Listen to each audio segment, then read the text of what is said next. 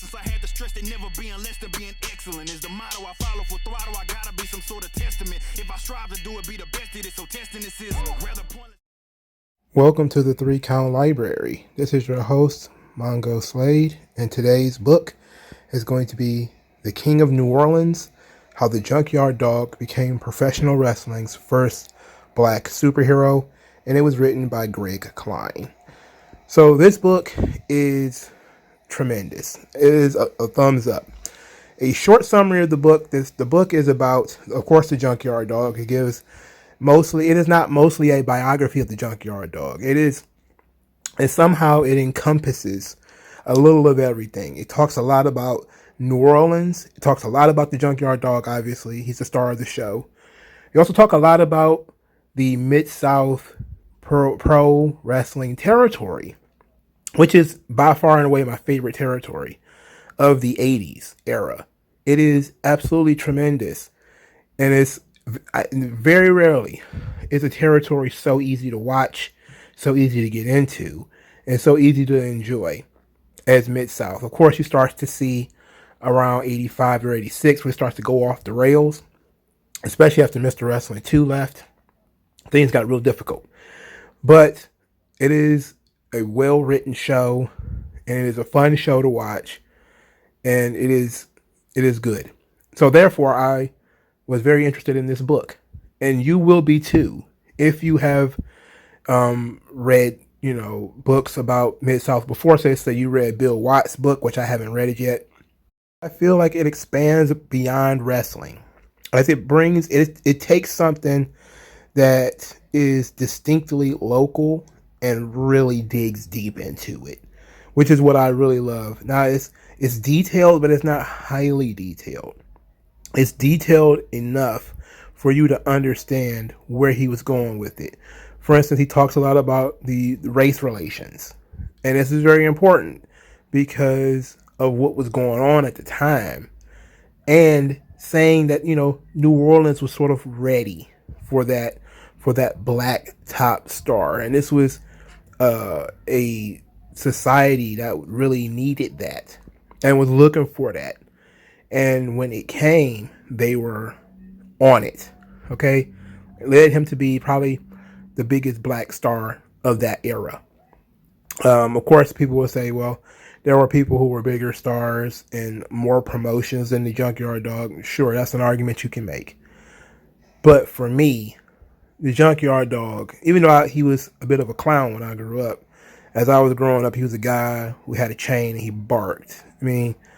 But we see through this book, thankfully I stayed with wrestling, and that wasn't the only thing that I knew about the Junkyard Dog. So I actually got to see how he got to that point.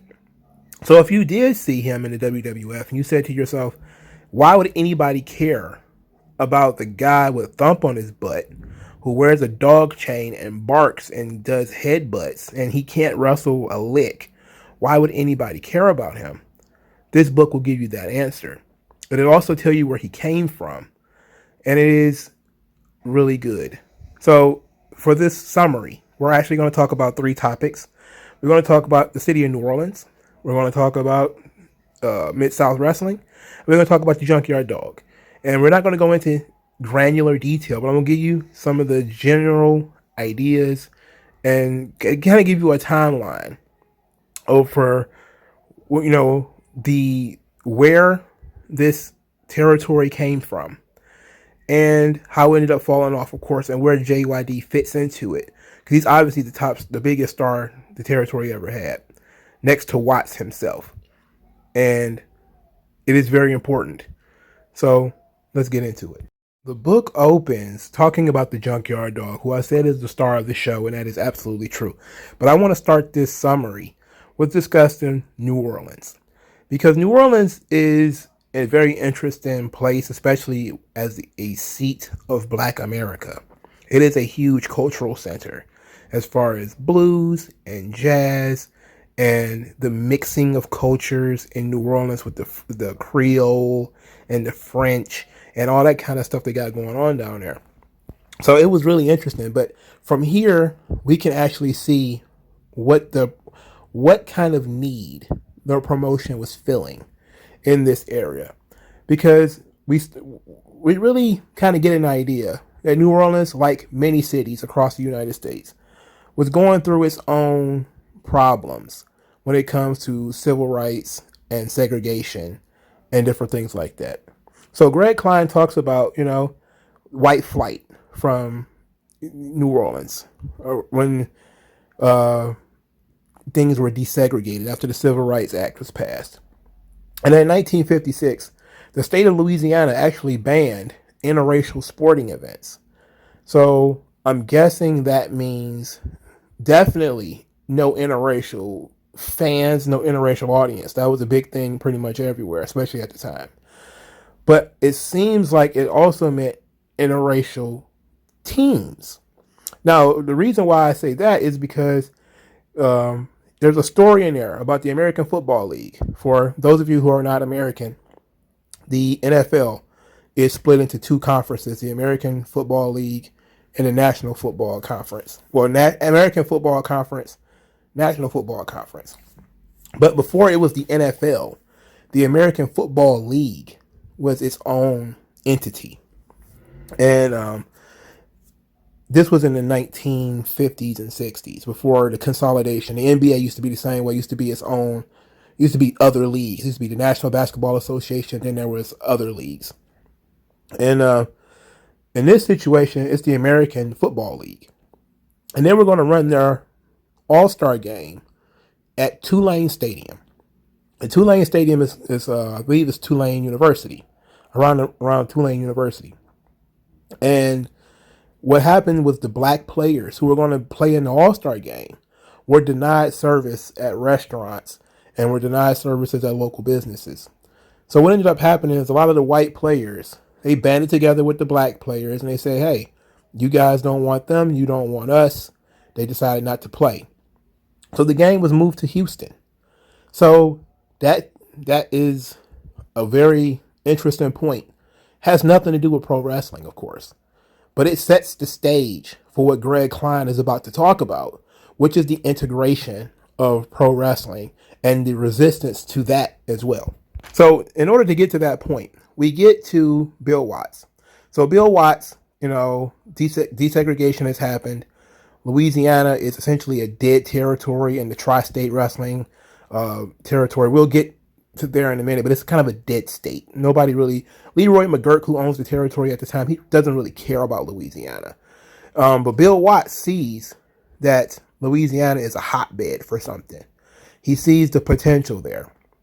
And then the Superdome is built in 1975. The Superdome, which became the actual home of Mid-South. It was their Madison Square Garden, So it's built in 1975. Bill Watts gets the idea that, hey, every time we turn around, there's a black man being the heavyweight champion of the world in boxing. There should be black heavyweight champions in wrestling. So he starts to look for a black superstar, but he needs something for the Superdome. So he goes out there, he gets Terry Funk. Terry Funk is the NWA World Heavyweight Champion at the time. And they run their very first Superdome show. And what I mean by I mean Tri-State Wrestling. That's what it was called at the time. Tri-State Wrestling runs its very first Superdome show on July the 17th, 1976.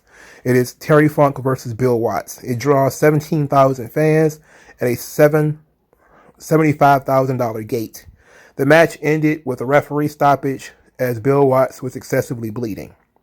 Now, they got the idea to run the Dome show from a local television affiliate who kind of gave them the idea to say, hey, this is a football stadium, but there's only 14 football games a year. I know they just changed the NFL rules. I don't think they play 17 games a year, but back then there was only 14. So the stadium wasn't being used for most of the year. And of course, these stadiums, they need events. And Bill Watts was like, hey, wrestling, it's a big event. And this becomes a monumental occasion because it's like, oh, this was a successful show. 75 grand. That's not bad. In 1976 money, that ain't bad. They had to split the money with the affiliate who gave them the idea. Kind of like a finder's fee. But it was still worth doing. They ran their second show in April of 1978. But it was the third show that created a lot of problems. The third show, in July of 1978, the main event of that show was Ernie Ladd versus Ray Candy, two black wrestlers. And Leroy McGuirk was not happy. So let's take a minute to talk about Leroy McGuirk and Tri-State Wrestling. So for the sake of time and clarity, we're going to begin the Tri-State Wrestling story in 1970. Leroy McGuirk owns the territory at this point in time. Bill Watts is just a wrestler who was having a run with Bruno in the WWF. He's from Oklahoma. Oklahoma is a part of the Tri-State Wrestling territory. So he comes to work with Leroy McGuirk and actually wants a piece of the territory. So he gets a piece of the territory, and along with this comes Danny Hodge, Fritz Von Erich, and Vern Gagne. So these five guys own this territory, which makes sense because Danny Hodge is from Oklahoma. Oklahoma is also in this territory. So these five guys are running a promotion. In 1972, Bill Watts gets a little tired of McGuirk. He's kind of like, look, this thing ain't working. So he decides to jump off to Georgia. In Georgia, there is a war going on. The NWA affiliate is at war with the outlaw, the Gunkles, I believe it is, in Georgia. He went down there to help them out.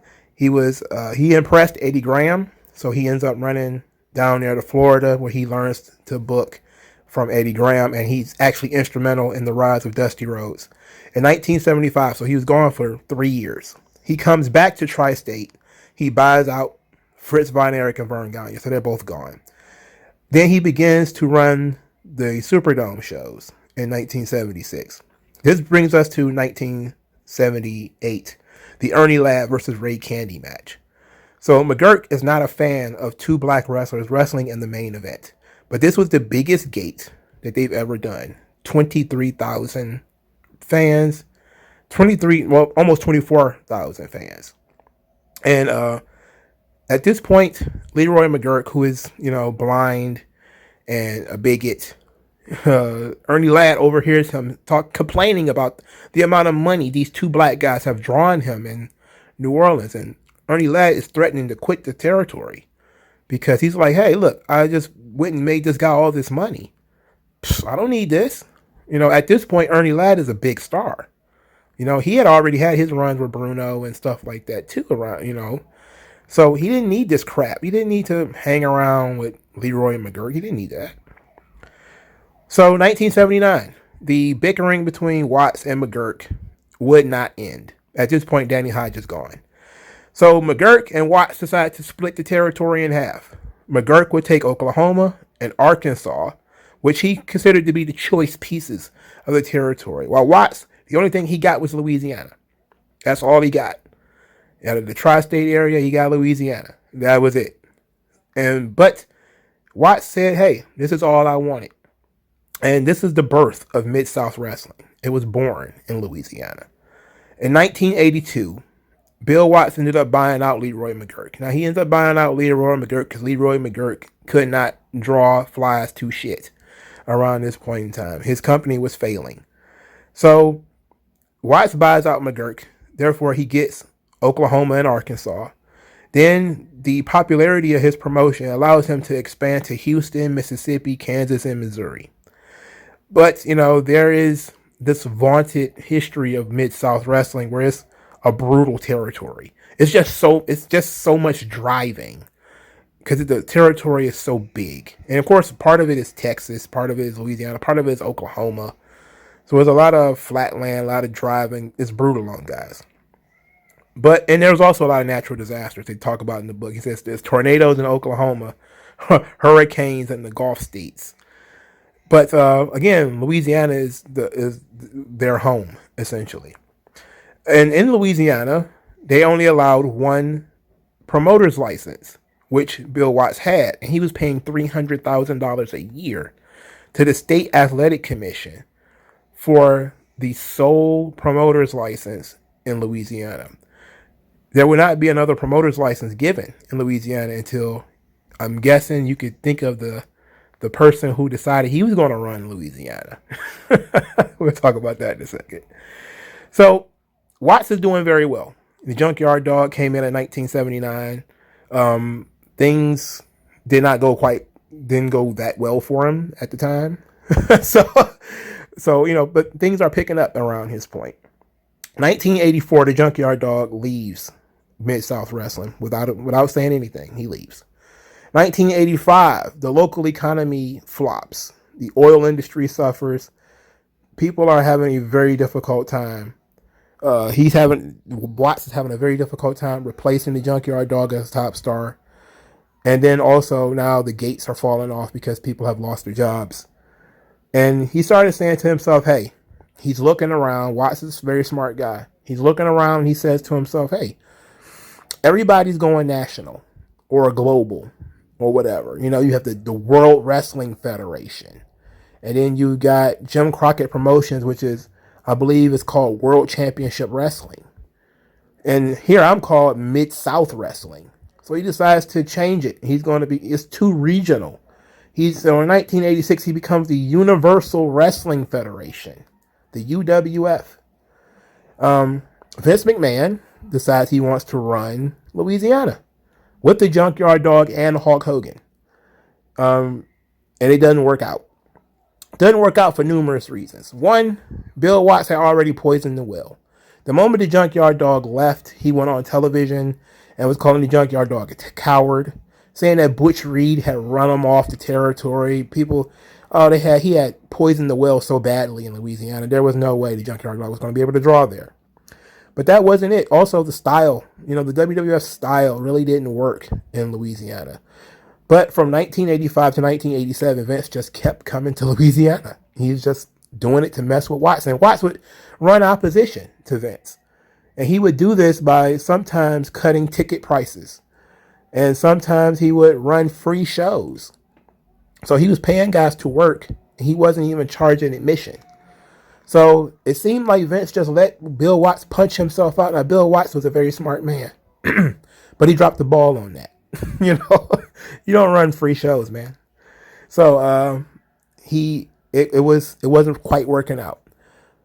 And his bumping of heads continued with Vince. 1986, Vince McMahon owns World Championship Wrestling. This Black Saturday has occurred.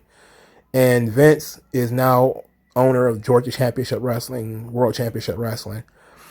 Vince is bumping heads with Ted Turner. And Vince is like, look, I'm not selling this time. I bought it. Ted Turner wants Vince out of there. Vince is like, nope, not giving it up. So then Ted Turner looks to Bill Watts and says, I'll give you the 6:05 time slot. You can run opposition to Vince. He's running opposition against his own network. So this, of course, leads Vince to tell Ted Turner to fuck off. And this leads for their 15-year feud that would go on from that point forward. But Bill Watts is now on TBS. And despite the fact that his TV show is quite successful, he's hitting numbers on TV, but the ticket sales aren't quite coming in. He's losing money. He's bleeding money. So in 1987, he sells the UWF to Jim Crockett for $1 million. The original agreement was for $4 million. But there was a kind of a contention that the UWF's assets had degraded to the point where it was barely worth $1 million. So the death of Mid-South was, a lot of things. The seat of the territory being Louisiana, the economy didn't quite work out. They lost their top star, couldn't replace him. They got invaded by Vince. So even if Vince wasn't able to hit the same numbers as he was, just the fact that the fans were being introduced to another product. He no longer was the only promoter in the town anymore. Then he made a mistake of trying to go national and change and rebrand in the territory, which when you have a brand name, it's very difficult to rebrand in that way. So it's kind of a couple of mistakes that Bill Watts made, and he ended up selling his company to Jim Crockett. So this was a great story, because it was born out of Bill Watts being a visionary. Something that Leroy McGurk, literally, apparently he was blind or, legally blind. So he literally had no vision. And, that's kind of the typical of old promoters. They just don't see the wave of the future. And Bill Watts was able to see that. And he saw it with the Junkyard Dog. So now we have to talk about the Junkyard Dog. We got a really good biography of Bill Watts and the Junkyard Dog in here. And some of the other guys, too, some of the smaller bit players like Ernie Ladd and guys like that, too. But there was a lot of this was about the Junkyard Dog. Because, again, he's the star of the show. So Greg Klein, the writer, did a tremendous amount of research. And he tells us about the Junkyard Dog. Born December 13th, 1952 in Wadesboro, North Carolina. Guy played football. He wrestled in high school. He ran track. Grew up a fan of Mid-Atlantic. Jim Crockett Sr. Ran that territory. He was trained by Sonny King. Worked outlaw to Jim Crockett Sr. in 1977. Then under the name Leroy Rochester, he teamed with Gypsy Joe and won the NWA Mid-America Tag Team Championships on December the 25th, 1977.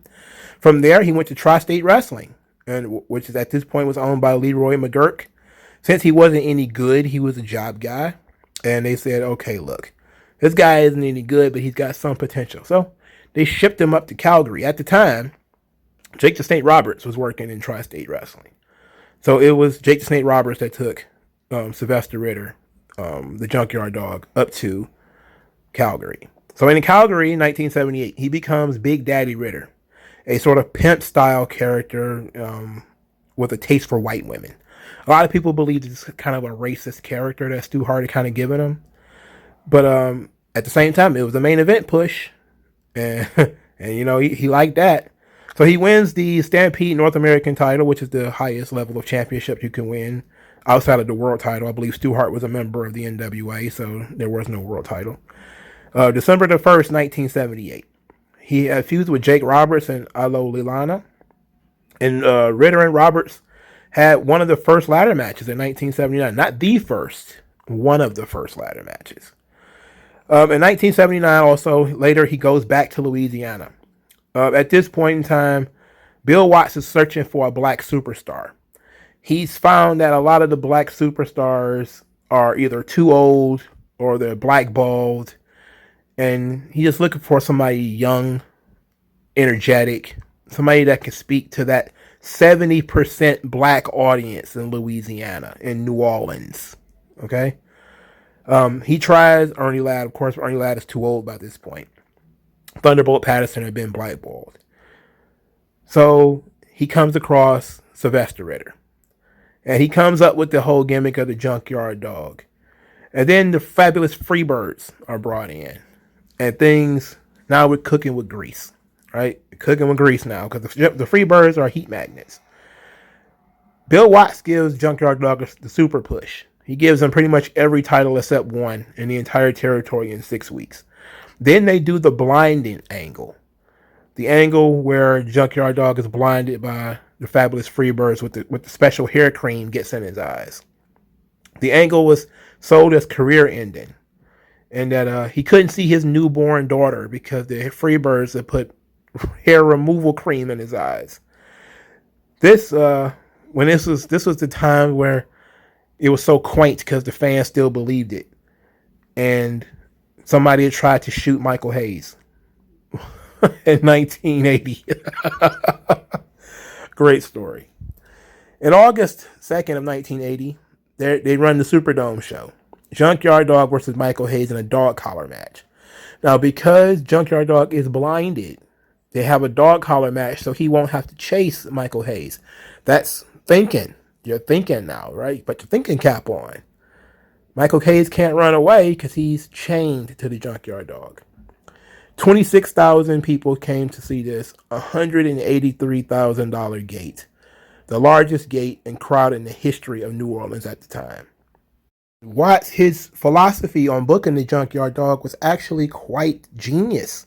It is very Goldbergish. His matches were designed to be short and sweet. He was a powerhouse. He would always say, Junkyard Dog don't get paid by the hour. You could even hear that on the TV show. Ernie Ladd, who was the booker at one point, almost got fired. And it tells this cool story in the book of Ernie Ladd booking Junkyard Dog to wrestle 20 minutes against the Super Destroyer. And he got exposed because the Junkyard Dog was too big, didn't have the skills. And when Watts finds out about this, Watts did not go to house shows at the time. So this is pretty much a house show. Watts blows up. Can't believe Ernie Ladd is so dumb than to book the guy who they never have him go 10 minutes. Had him go 20. And it's ridiculous. Why would you do that? He nearly fires the guy. And he also put on some rules. You know, one of the rules, Junkyard Dog never gets saved by anybody. He does the saving. And if he gets jumped by a pair of heels, he fights him off by himself. He also stated that he would probably never lose in New Orleans. That it would be the one place he would never actually lose. Now, of course, this didn't last forever. But that was generally the idea, is that you would protect your top guy in your top town. You know, Hogan losing in Madison Square Garden didn't make sense. Junkyard Dog losing in the Superdome doesn't make sense. So he goes through, of course, some of the cool stories that they went through. The Stagger Lee story, where Junkyard Dog loses a loser leaves town match and has to return in a mask. We even get some backstory on that, where we find out that the loser leaves town. They had done it in Florida with Dusty Rhodes and the Midnight Rider. They had done that whole thing. And Junkyard Dog had lost to the Rat Pack, which is Matt Bourne, Ted DiBiase, and Jim Duggan. And that he returns as Stagger Lee, a tough-talking, street-smart brother who supposedly bullied the Junkyard Dog as a kid. And this was built to Ted DiBiase versus Stagger Lee. Now, what I love about this story is you actually go and watch it on the network. At no point do they lead you to believe that the Junkyard Dog is not Stagger Lee. Everybody knows it's Stagger Lee, all right? You have Ted DiBiase yelling about this guy being Stagger Lee. Every week he's like, Stagger Lee is the Junkyard Dog. And people are responding to him as if he's the Junkyard Dog. He's even doing the Junkyard Dog's moves. But the one time the Rat Pack jumped him and unmasked him, it wasn't the Junkyard Dog. That was genius, right? It was Ray Candy. It was genius. That's smart, you know. Sometimes that might be meta for some people. You know, it might be a little too meta. But it was a way of getting around the exposing the story. Another fun story is 1984 Junkyard Dog Butch Reed, the Ghetto Street Fight. Man, everything about the Butch Reed Junkyard Dog story is awesome. Everything about it is great. I love Butch Reed. This made me a Butch Reed fan. He was a guy I did not care about when I was a kid. But go back and watch this stuff. You will become a Butch Reed fan. It was so heavily racial. And what made it work is because it's two black guys in the main event of a show in a mostly black town in front of a mostly black audience. 21,700 people, $166,000 gate. This storyline has featured Butch Reed calling Junkyard Dog a house Negro, calling him a sellout. In later parts, he would tar and feather him. He painted yellow streaks up and down his back. It was absolutely phenomenal. This was a great story. And it was based off of nothing but jealousy. Pure human jealousy. Butch Reed was jealous. That's really all it turned into. When the Junkyard Dog left, without giving notice, Watts began to disparage Junkyard Dog on television, and he actually tried to push Butch Reed as the top babyface. He had him kept going as a heel for a little while, but then eventually he tried to turn Butch Reed babyface, and it didn't work. It didn't really work out. It could have worked out because people did kind of like Butch Reed, but you know, they tried the Magnum TA thing. They tried Mr. Wrestling too. They actually said that, you know, in the book that things worked out for a while. You know, with the new blood coming in, it reinvigorated the territory because now one top guy is not just one top guy anymore. You have a rotating crew of top guys, but those guys would come in, do their part, and leave. Bill Watts did a lot to build up Magnum TA, but Magnum TA was a Dusty Rhodes project, so he snatched them. And this was somebody Bill Watts was putting a lot of time and effort into. And then here comes Dusty, like, oh yeah, that's my boy, and he takes Dignity. Yeah, he takes him. So, then Mr. Wrestling 2 is old. He can't do this forever, and he kind of starts to flutter away. And he was able to bring in the Von Erichs, I believe, and that was able to reinvigorate the territory for a little while. But the Von Erichs, that's not their home territory. Louisiana, their home is in Dallas, so it didn't really last. So the Junkyard Dog in WWF can be pretty much put into a really short stock. So you have Junkyard Dog. He's main eventing B shows, chasing the Intercontinental Championship against Greg Valentine. The character becomes more dog-like and cartoonish, which is what I mentioned earlier. But he made a grip on merchandise, that's for sure. He was in the cartoon. He had action figures. I believe he was in video games later. I think well after he died, he was still in video games. He won the Wrestling Classic in 1985, became the king of the WWF. But Vince McMahon didn't have the same idea of the Junkyard Dog that Bill Watts had. He didn't protect him. He didn't cover his weaknesses. The drugs and the alcohol, which had already started in Mid-South. Everybody already knew Junkyard Dog was on drugs. He was on cocaine. And he was doing steroids. But around this point, he had made so much money, it didn't matter. They was just like, hey, as long as he shows up, who cares? But now in the WWF, he's getting fat because he made all this money. And now the big checks are rolling in because he's getting that New York cash. He doesn't care about his weight anymore. His look has changed. His character has changed. The intensity ain't really there. He's still getting good reactions because he's very charismatic. But Vince is not covering his weaknesses. Things don't quite work out. Now, the book, of course, goes into a lot more detail. But the Junkyard Dog, you can see his downfall coming. It made it pretty clear that he was going to end up falling off and being a very difficult case. This is a tremendous book. It is fun to read. If you already watched the show, it's really good. If you read it before you go watch the show, it still works. It's detailed, but it's not dense. It's not going to beat you to death. It's well written. It's even handed. It's fair to everybody involved, and that's, to me, being well researched and being fair to everybody involved is what I'm looking for in a wrestling book. That's why I typically don't read a lot of wrestling books that are, especially if they're obviously biased from the title, or they're obviously biased from, I know who the writer is. There are certain people who don't know how to handle things with an even hand. They just basically write propaganda books. This book was written specifically to celebrate the three things that I talked about. Mid-South Wrestling, which the writer loved. The Junkyard Dog, which the writer loved. And the city of New Orleans, which the writer loved. Guy writes about something he loves, and then didn't sugarcoat it. Told the truth. Junkyard Dog was not the same guy in WWF that he was in Mid-South. Anybody with eyeballs can see that. His success was capped immediately right there, not because of his race, because of his bad behavior and his habits. Of course, there was also he humored the idea that maybe racial issues is why the Junkyard Dog didn't get to go too much further. But he was also unreliable. So, told the truth. Of course, you have to humor that idea that he could have been the WWF champion, or he could have been the Intercontinental champion at least, because he was chasing that title. But he didn't really have he wasn't in the right headspace.